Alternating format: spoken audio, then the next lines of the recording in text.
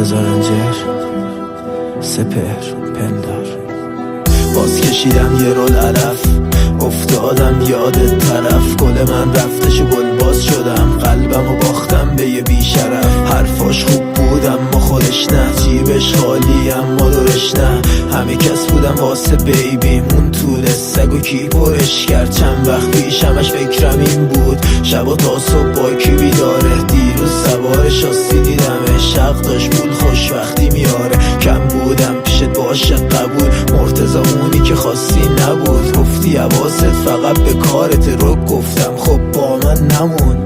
دیگه آزادی هر جایی بری، مثل آشورا هر جایی بشی. مهم نی بعد تو چی میاد سرم، وقتش قلب تو برداری بری. میگفتی تنهایی کسخال میشم، شبا میبرد دور دور تو شهر. یا که واسه اون زبونت بسته است، دخترها واسه من بال بال میشن. نمیتونم تو رو فراموش کنم، شبا وایساد لالایی. انقدر مشتامو زدم به زمین که میگن دیوونه است همسایه بالاییه. واسه دردم سیگار کمه، هر کمی میزنم پشتش غمه. انگار یه شیر زمین خورده، بذار حرف بزنم پشتم همه. دل شب یادت کرده، دل میداد به سر مانده صدای تو.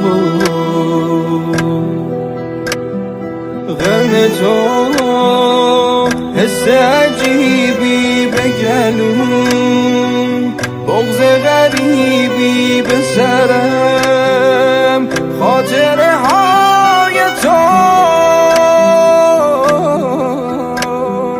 یادش خیر و دور زدن آمون، نصف شب تو چت خور زدن آمون. چقدر دست به گوشی خوابمون برد، درست و جلاف ترکوندن آمون. نمیدونم کجای قسم من، بعد رفتن تا حسم رفت. تو هم که توی دنیای خودتی، عکس ساختن توی اسنپ چت. قلب تو مثل یه پادگانه، تن تو هر کسی یادگاره.